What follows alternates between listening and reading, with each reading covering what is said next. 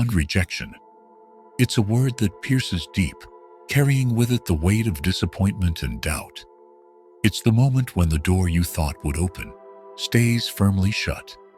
It's the silence that follows a heartfelt proposal, the cold gaze of someone turning away, or the email that starts with, "We regret to inform you." But rejection is not merely an experience. It's a mirror. It reflects back at us our fears, our vulnerabilities, and often our sense of inadequacy. For most, it becomes a wall, an insurmountable barrier that stops progress in its tracks. But for a few, it's something entirely different. It's a spark, a chance to rise, to adapt, to transform. Marcus Aurelius, a man revered as one of the greatest Stoic philosophers in history, understood rejection deeply. Despite his title as Emperor of Rome, his life was not one of constant triumph. He faced betrayal from allies, opposition from his own Senate, and personal tragedies that would have broken lesser individuals. But what makes his story extraordinary is not what happened to him, it's how he responded. Marcus found wisdom in adversity and strength in every rejection. He wrote not to impress others, but to remind himself of what truly mattered, the power of his own mind to shape his destiny. Think about it. How often do we let rejection paralyze us? A missed promotion, a failed relationship, or harsh critique can send us spiraling into overthinking and self-doubt. We replay these moments endlessly, searching for answers that never seem to come. But what if I told you that rejection doesn't have to be the end of the road? What if it could be the beginning of a journey toward resilience and growth? Marcus Aurelius showed us that rejection, when approached with the right mindset, is not a curse. It's a teacher. It forces us to reflect, to adapt, and ultimately, to grow stronger. In the next few moments, we're going to uncover 10 transformative lessons inspired by Marcus Aurelius himself. These lessons will show you how to handle rejection with grace, how to turn overthinking into clarity, and how to use every setback as a stepping stone. You'll discover how Stoic principles like the dichotomy of control, emotional mastery, and resilience can help you face life's challenges head-on, without fear or regret. But before we dive in, let me ask you something. How do you respond to rejection? Do you let it define you? Or are you ready to redefine yourself? If you're here to grow, to learn, and to strengthen your mindset, you're in the right place. And while you're enjoying this interesting documentary, wouldn't you mind subscribing to the channel already? Your support motivates me to bring you more inspiring content and dive deeper into timeless wisdom that can transform our everyday lives. Let's begin. Lesson 1. The Dichotomy of Control. Have you ever found yourself lying awake at night, replaying a rejection in your mind? Maybe it was a relationship that ended, an opportunity that slipped through your fingers, or a harsh word from someone you respected. The same scene replays over and over, as if dissecting it will somehow change the outcome. You think to yourself, what could I have done differently? This endless loop of self-doubt and frustration can feel suffocating. But Marcus Aurelius, a man who faced pressures we can hardly imagine, offered a profound solution. He wrote, "You have power over your mind, not outside events. Realize this, and you will find strength." At the heart of this wisdom lies the Stoic principle of the dichotomy of control. It's deceptively simple. There are things in life you can control, and there are things you cannot. The secret to peace lies in knowing the difference. Imagine how much energy we waste trying to rewrite the past or control outcomes that were never ours to decide.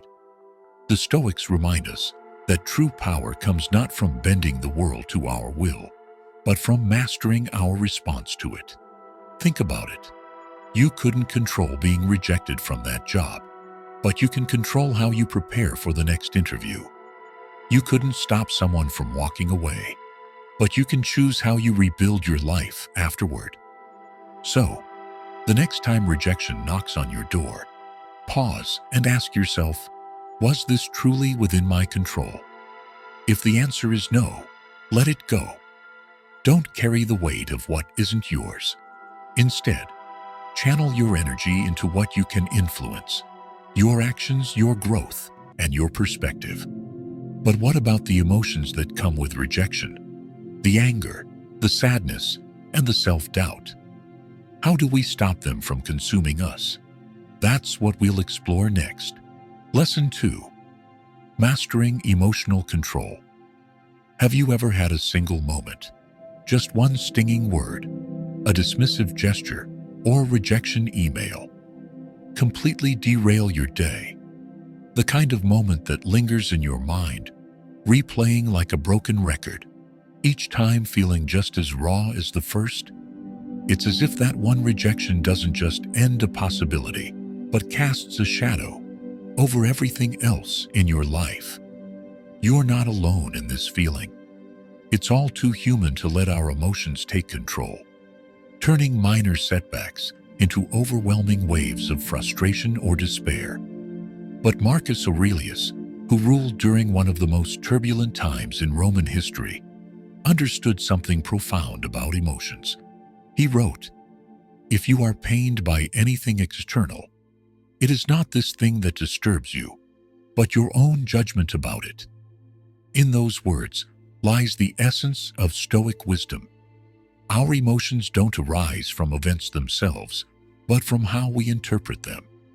A rejection, an insult, or a failure has no power over you until you give it meaning. What you feel is a product of your perception. Think about it. How often do we let our emotions trick us into believing the worst about ourselves? A rejection isn't proof that you're not good enough. It's a challenge to grow stronger. An insult doesn't diminish your worth. It reflects the insecurities of the one delivering it. Marcus Aurelius knew that mastering emotional control isn't about suppressing what you feel, but about questioning why you feel it. The next time rejection threatens to overwhelm you, pause. Take a slow, deep breath. As you exhale, say to yourself, "This moment is temporary. My response is permanent." With each breath, remind yourself that no external event can dictate your peace unless you allow it. But why do we care so much about rejection in the first place? Why do we let it carry so much weight in our minds and hearts? The answer lies deeper than you might think. Let's uncover the truth in the next chapter. Lesson 3. Breaking free from external validation.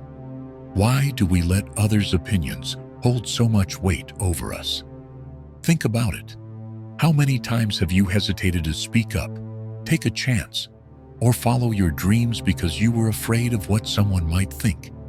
A disapproving look, a critical comment, or even a lack of applause. These small moments can carry an outsized power over our lives. But why? Why do we give so much authority to voices outside of ourselves, while often silencing the one voice that matters most, our own? Marcus Aurelius wrestled with this question centuries ago. As emperor, he faced endless scrutiny, judgment, and resistance. Yet, in the midst of it all, he wrote these words, "It never ceases to amaze me. We all love ourselves more than other people, but care more about their opinion than our own." Imagine that for a moment. You are the one living your life, bearing its joys and burdens, and yet you let the fleeting opinions of others dictate how you feel about yourself. The Stoics believed this was a trap, one that pulls you away from your true purpose and locks you in a cycle of perpetual disappointment. After all, no matter how hard you try, you cannot control what others think or say. So what can you control? Yourself, your values, your actions, your principles. These are the only measures of your worth that matter, the only ones that are truly yours. External validation will come and go, as fickle as the wind. But self-respect, rooted in integrity and aligned with your principles, stays with you. The next time you feel the sting of rejection or judgment, pause and remind yourself, my value isn't defined by someone else's opinion. It's defined by my principles and actions. When you focus on living authentically, the approval you thought you needed begins to lose its grip. But what happens when rejection doesn't just hurt your ego? It paralyzes you, keeping you from taking risks or pursuing opportunities. How do you overcome the fear of failure itself? That's what we'll uncover in the next chapter. Lesson 4. Turning fear of failure into strength. Why is it that so many of us are afraid to fail? Is it the sting of rejection, the fear of being judged, or the weight of expectations we place on ourselves? For many, failure isn't just a setback. It's a threat to their sense of worth. It whispers that they're not good enough, capable enough, or deserving enough. And so we avoid risks, choosing the comfort of mediocrity over the possibility of falling short. But Marcus Aurelius, a man tasked with ruling one of history's greatest empires, saw failure differently. In his journal, he wrote words that would echo through the ages. Failure is part of the process. What stands in the way becomes the way. To him, failure wasn't a reason to stop. It was the path forward, a necessary teacher.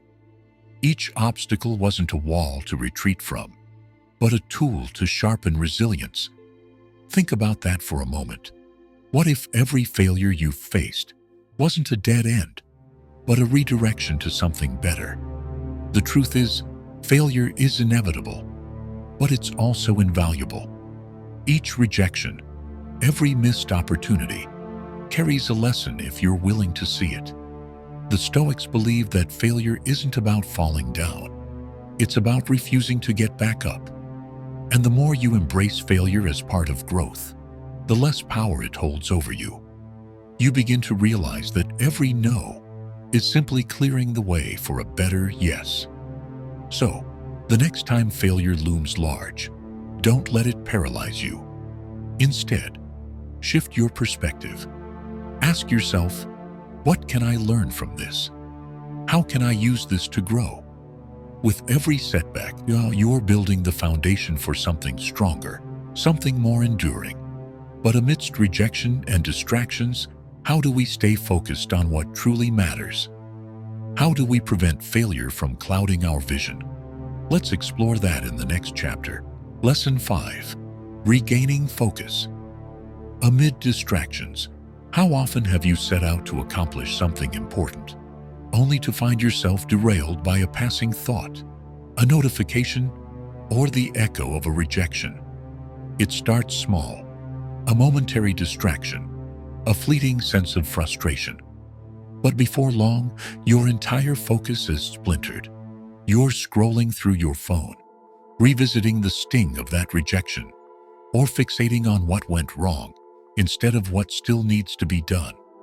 And as the hours slip away, so does your sense of control. Marcus Aurelius, a man whose responsibilities stretched across an entire empire, understood the power of focus in the face of distractions. He wrote, "Do what is necessary. All else is a distraction." These words weren't just advice.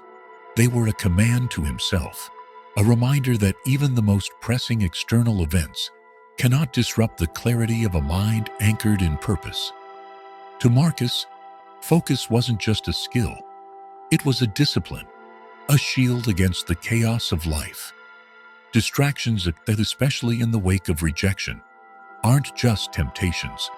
They're tests. They challenge us to decide what matters most, dwelling on what we cannot change, or committing to what we can. Every moment spent on distractions is a moment stolen from your goals, your growth, and the person you're striving to become. So how do we overcome this? It starts with a simple but powerful habit. Each morning, Take 5 minutes to write down your priorities, not your fears, not the opinions of others, your priorities. When rejection comes, let this list guide you back to what truly matters. Use it as your compass to stay grounded and move forward with intention. But what about the deeper wounds of rejection? The grudges, the lingering bitterness. How do we free ourselves from that weight? The next chapter has the answer. Chapter 6, Overcoming Resentment and Grudges. How many times have you caught yourself replaying a rejection, like a scene from a bad play stuck on repeat? The words, the actions, the people. You revisit every detail, feeling anger swell with each thought. It consumes your energy, sharpens your frustration, and tightens its grip on your mind. It feels like a righteous flame, doesn't it? But what's really happening? Are you punishing the person who hurt you, or are you punishing yourself? Marcus Aurelius, who endured betrayal from allies and challenges from enemies, reflected deeply on this. He came to a powerful conclusion. The best revenge is to be unlike him who performed the injury. Think about that for a moment. To carry resentment is to mirror the very actions and attitudes that caused your pain. The Stoics believed that holding on to grudges doesn't harm the one who wronged you. It harms you. It's like gripping a burning coal, intending to throw it. But all the while, it's your own hand that's scorched. But letting go of resentment isn't easy, is it? It feels justified, even protective. You think, if I let go, I'm letting them win. But the truth is, holding on is what keeps them winning. Letting go isn't surrender, it's reclaiming your peace. The Stoics teach us that forgiveness is not about condoning the wrong. It's about freeing yourself from the chains of bitterness. Here's a simple exercise to help. When you feel resentment creeping in, take a moment. Write down why you're holding on to it. Be honest with yourself. Then ask, does this serve my peace of mind? Often, you'll find the answer is no. And in that realization, you'll find the strength to release it. But what about the times when rejection feels so overwhelming that it leaves you lost, unsure of how to move forward? How do you rebuild when life seems broken? That's where resilience comes in. Let's explore that in the next chapter. Lesson 7. Building Resilience. Through reflection. Why is it that some people emerge stronger after facing rejection, while others feel crushed and defeated? What separates those who rise from those who retreat? It's not the severity of the rejection, nor the circumstances surrounding it. It's the way they process what happened. Resilience isn't something you're born with. It's something you build. And one of the most powerful tools for building resilience is reflection. Marcus Aurelius, a man who bore the weight of an empire on his shoulders, turned to this practice daily. Every night, he sat in quiet reflection, not to dwell on his mistakes, but to examine them. He wrote about what he did well, what he could have done better, and how he could approach the next day with greater clarity and purpose. He didn't see failure as a permanent mark, but as an opportunity to refine himself, to sharpen his sword, so to speak, after every battle. Think about it. How often do we go to bed with our minds swirling in frustration, regret, or self-doubt? What if, instead of carrying that weight, you turned it into insight? Imagine taking just a few minutes each evening to reflect, not to criticize yourself, but to understand what rejection taught you and how it can help you grow. This simple act of journaling can transform the way you approach setbacks. Each night, write down one rejection or challenge you faced and what you learned from it.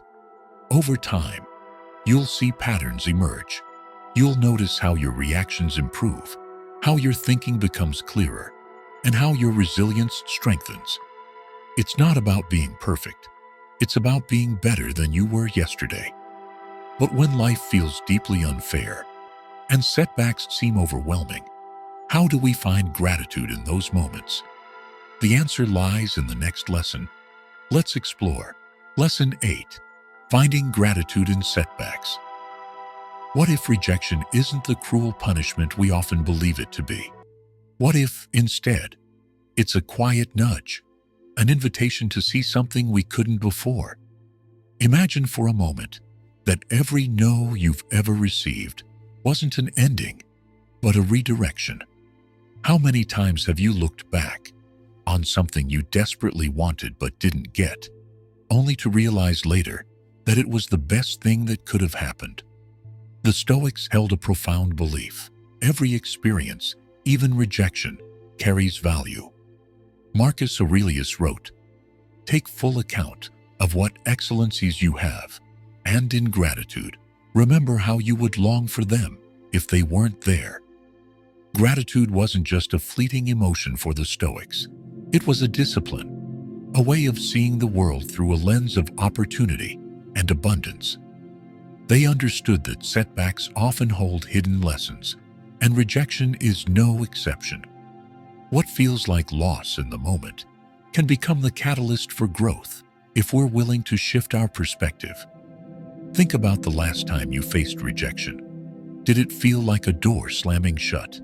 Or did it perhaps push you toward another path, one you wouldn't have taken otherwise? Rejection has a strange way of redirecting us toward better opportunities, even if it doesn't feel that way in the moment. The job you didn't get, the relationship that ended, the chance that slipped away. What did those moments ultimately teach you? How did they shape the person you are now? Here's a simple practice to turn frustration into appreciation. The next time you're rejected, write down 3 positive outcomes that could arise because of it. Perhaps it frees you to explore a new direction, or teaches you resilience, or even opens your eyes to what truly matters. Gratitude isn't about ignoring the pain of rejection. It's about finding the growth hidden within it. But gratitude is only one part of the equation. How do we ensure we're making the most of our time after rejection? How do we transform those moments into action? That's where the next lesson comes in. Lesson 9. Mastering time management. After rejection, how often do you find yourself replaying a rejection over and over again, as if the repetition will somehow change the outcome? You sit there, dissecting every word, every action, every possibility you think you missed. Minutes pass, then hours, and before you realize it, an entire day is gone. You weren't rejected just once. You relived it so many times that it stole the time you could have used to move forward. Why do we give rejection that much power over our lives? Why do we let it become a thief, not only of our confidence, but of the one thing we can never get back? Time. Marcus Aurelius, a man who ruled an empire and lived under the constant threat of war and betrayal, understood the preciousness of time. He wrote, "You could leave life right now. Let that determine what you do and say and think." These words weren't a grim reminder. They were a call to action, a wake-up call to use time wisely, to treat every moment as sacred. For Marcus, wasting time on what you couldn't control, whether it was rejection, betrayal, or failure, was the ultimate folly. Think of it this way. Dwelling on rejection is like letting a thief rob you twice. Once of the opportunity you didn't get, and then again of the time you waste mourning it. The more time you spend stuck in the past, the further you drift from the present and the future you could be creating. But what if there's a way to stop that thief in its tracks? What if you could take control of the time that rejection so often steals from us? Here's a simple yet powerful strategy. When rejection hits, set a timer. Give yourself 10 minutes to feel it fully. Acknowledge the frustration, the disappointment, the sting. But when the timer goes off, move. Shift your focus to a task that aligns with your goals. Use that momentum to remind yourself that your time is more valuable than the rejection you faced. Let action, not overthinking, define how you move forward. Finally, how do we take rejection, the discomfort, the sting, the fear, and transform it into a tool for growth?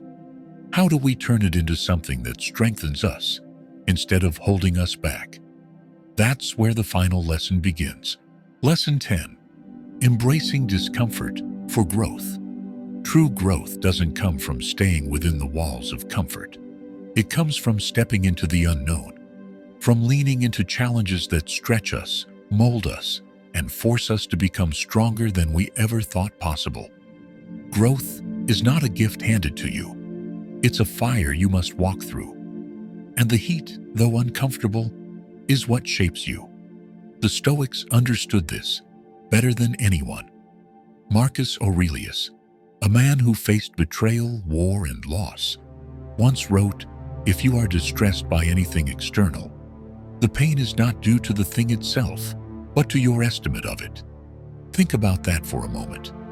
The discomfort you feel is not caused by the event. It's caused by the way you interpret it.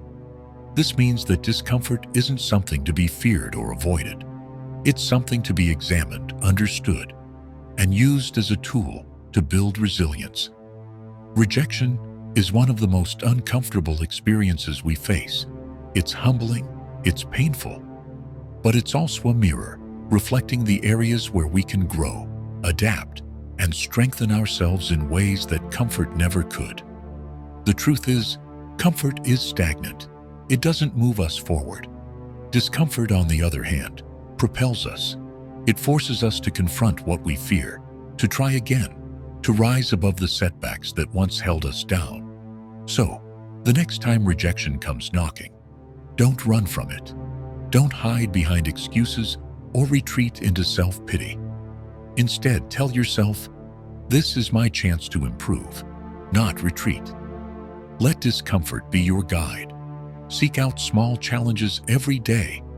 Something as simple as starting a difficult conversation, finishing that task you've been avoiding, or stepping out of your routine. Over time, these small steps will build resilience, and resilience will carry you through even the toughest setbacks.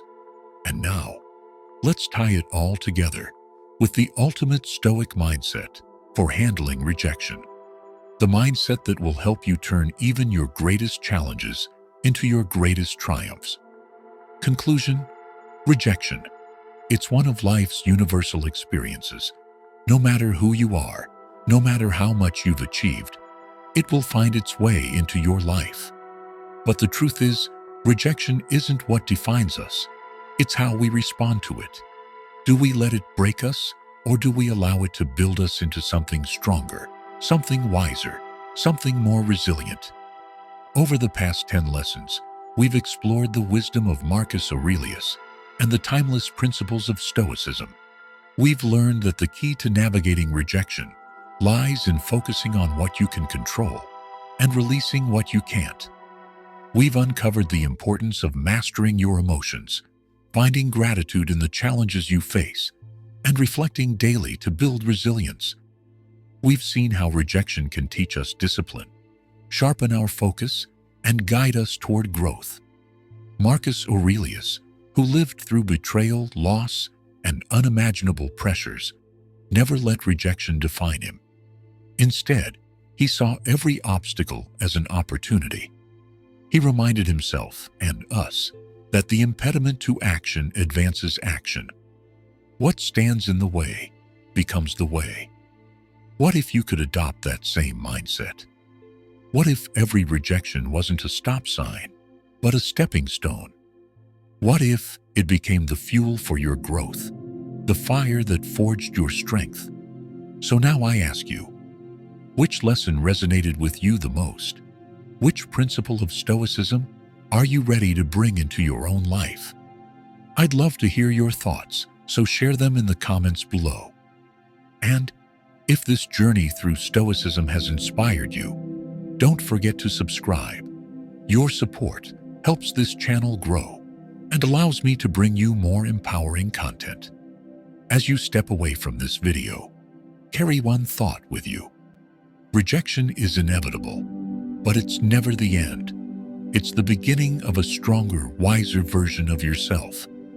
Let rejection be your way forward,